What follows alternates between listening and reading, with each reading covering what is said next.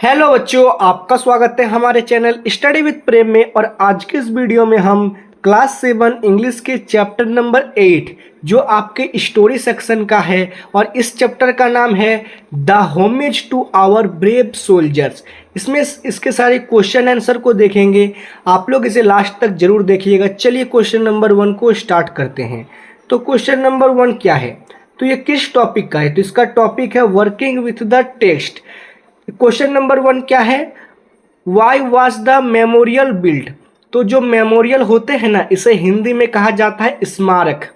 तो स्मारक को क्यों बनाया जाता है, चलिए इसका आंसर देखते हैं। तो they link the past to the present and enable people to remember the respect the sacrifice of those who died for participate और वेयर अफेक्टेड बाय कॉन्फ्लिक्ट। ठीक है, तो जो स्मारक हैं उनको इसलिए बनाया जाता है क्योंकि जो आज के लोग हैं ना, वे जान सके कि जो भूतकाल में यानी पीछे कुछ दशकों में जो युद्ध हुआ है, इन युद्धों में किन किन लोगों ने भाग लिया है और इन्होंने कितना महान काम किया है, और उनके इन महान कार्य को दर्शाने के लिए, लोगों को जागरूक करने के लिए, इकट्ठा करने के लिए, देश के प्रति राष्ट्रवाद को समझने के लिए जो है वार मेमोरियल अर्थात स्मारक को बनाया जाता है। Memorial can be an important source of information of young people is understanding the sacrifice made by past generation. तो जो स्मारक होते हैं, मेमोरियल होते हैं, वो इम्पोर्टेंट इसलिए हैं क्योंकि वो एक सोर्स है इंफॉर्मेशन प्राप्त करने का। किन के लिए? तो यंग पीपल, जो आज के युवा हैं, जवान हैं, उनके लिए स्मारक बहुत ज़्यादा महत्वपूर्ण है। वो स्मारक से ज्ञान ले सकते हैं, समझ सकते हैं कि ये जो लोग थे, पुराने लोग थे, वे किस प्रकार के सेक्रीफाइस किए थे पिछले जनरेशन में। ठीक है, तो क्वेश्चन नंबर 1 क्लियर है, कोई दिक्कत समस्या परेशानी तो नहीं है। चलिए क्वेश्चन नंबर 2 देखते हैं। तो क्वेश्चन नंबर 2 है why it's is our duty to pay homage to our brave soldier. तो pay homage to our brave soldiers का अर्थ होता है जो जिन लोगों ने हमारे लिए युद्ध लड़ा है उनका सम्मान करना हमारा कर्तव्य क्यों है। तो इसका आंसर देखेंगे।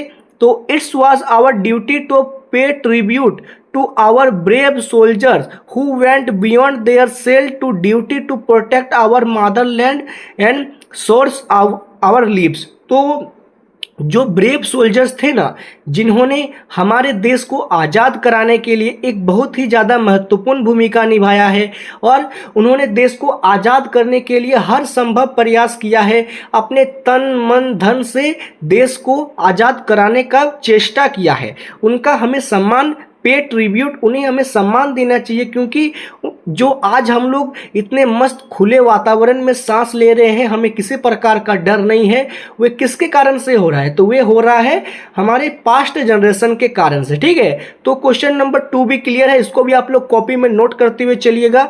आगे बढ़ेंगे क्वेश्चन नंबर 3 की ओर। तो क्वेश्चन नंबर 3 क्या है, why it is good idea to make a presentation in front of the whole school।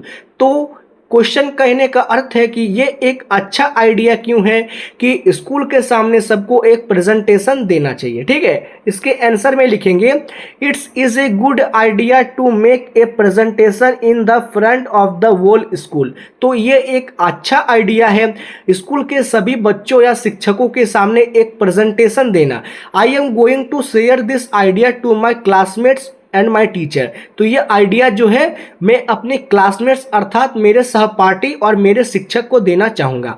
I think it would be a great to create a college capturing the lives and stories to people they can inspire us each day. तो मैं सोचता हूँ, I think it would be great to create a college. तो एक college बनाना जो है बहुत ही ज़्यादा अच्छी बात है।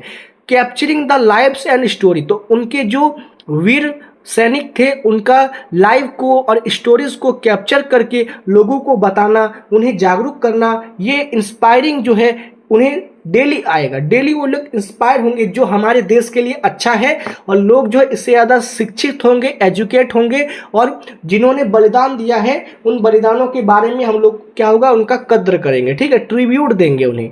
तो क्वेश्चन नंबर 3 क्लियर है, कोई दिक्कत परेशानी तो नहीं है। आगे बढ़ेंगे हम लोग क्वेश्चन नंबर 4 की ओर। तो क्वेश्चन नंबर 4 क्या है, तो पहले क्वेश्चन नंबर 4 का क्वेश्चन पढ़िए आप लोग। Why were the student obstinate and humble? Explain in our own word. तो जो स्टूडेंट है ना वो obstinate and humble, explain in your own word, तो इसे जो है हमें अपने शब्दों में एक्सप्लेन करना है। तो it touch my heart and also motivate me, तो ये जो है मेरे दिल को छू जाता है और मुझे हमेशा मोटिवेट करता है। We were obstinate and humble by his bravery, तो हम जो है उसके हम्बल अर्थात दयालु और ऑस्टर को देखकर उनके ब्रेवरी जो है ना, ब्रेवरी का अर्थ होता है बुद्धिमानी, लड़ने की क्षमता, और उनके जो कौशल है, युद्ध कौशल, उन्हें देखकर हम जो है काफ़ी ज़्यादा हैप्पी होते हैं, खुश होते हैं। I aspire to be a coverage like him when I join to army, तो मुझे बहुत ज़्यादा एस्पायर होगा, जो कवरेज अर्थात साहस चाहिए आर्मी में ज्वाइन करने के लिए उनके जैसा, ठीक है। अगर आर्मी में कोई बंदा ज्वाइन होता है तो वो केवल अपने परिवार का नहीं, देश का नहीं, सभी लोगों का रक्षा करता है, ठीक है। तो क्वेश्चन नंबर 4 जो था यहाँ पर, उसका आंसर यहाँ से यहाँ तक है, इसको आप लोग जरूर लिखिएगा। लास्ट क्वेश्चन क्या है, क्वेश्चन नंबर 5। तो क्वेश्चन नंबर 5 का पहले क्वेश्चन पढ़ेंगे हम लोग। Complete the table given below. You may have to find the information from the internet. ठीक है, तो ये इसका क्वेश्चन है। इसमें आपको एक चार्ट दिया हुआ है जिसमें नेम ऑफ वॉर, कुछ युद्ध के नाम लिखा गया है, उनका डेट और सोल्जर्स एसोसिएट के बारे में हम लोग को लिखना है, ठीक है। चलिए इसका हम लोग आंसर लिखेंगे।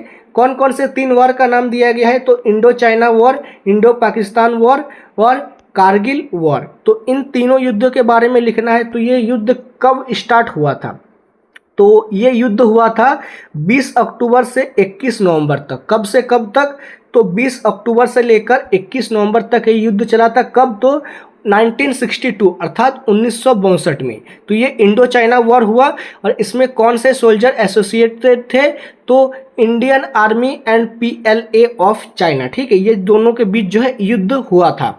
फिर सेकंड युद्ध क्या है, इंडिया पाकिस्तान वॉर। तो ये जो इंडिया पाकिस्तान वॉर है ये कब कब हुआ है, तो देखिए पाकिस्तान जो है ना कुत्ते के जैसा हमेशा भारत के पीछे पड़ा रहता है, ठीक है। ये हर समय भारत को जो है लड़ने का प्रयास करता है। जिस प्रकार अगर आप देखें तो 2025 में भी पहलगाम में लगभग 27 लोगों को मार दिया गया, और जब भारत ने ऑपरेशन सिंदूर को शुरू किया था तो पाकिस्तान का सिट्टी पिट्टी गुल हो गया था। वो कुत्ते की मौत उसे जो है मार दिया गया था, उसमें घर में घुसकर मारा गया और कुछ भी ना कर सका, और लास्ट में सीज फायर कर कर इस युद्ध को समाप्त किया गया। तो कौन कौन से पाकिस्तान के बीच युद्ध हुए हैं, कब कब, तो 1947 में युद्ध हुआ है, 1965 में युद्ध हुआ है, और 1971 में युद्ध हुआ। ये 3 युद्ध जो है इंडिया पाकिस्तान के बीच हुआ है। और ये किन के बीच हुआ था, तो इंडियन आर्मी और पाकिस्तान के आर्मी के साथ। और तीसरा युद्ध क्या है, तो तीसरा युद्ध में है कारगिल वॉर। तो कारगिल वॉर कब हुआ था, तो कारगिल वॉर हुआ था 1999, मतलब 1999 में कारगिल वॉर हुआ था। और ये किसके बीच हुआ था, तो ये हुआ था आपका इंडियन आर्मी और पाकिस्तान आर्मी के बीच। और इसी के साथ हमने जो है क्वेश्चन नंबर 5 को अच्छी तरह से समझ चुके हैं, ठीक है। और सारे क्वेश्चन जो इस चैप्टर में थे सभी क्लियर हो चुके हैं। अगर आपको वीडियो पसंद आए तो आप इस वीडियो को लाइक कीजिए, हमारे चैनल को सब्सक्राइब कीजिए। मिलते हैं आपके साथ किसी नेक्स्ट वीडियो में। जय हिंद, जय भारत।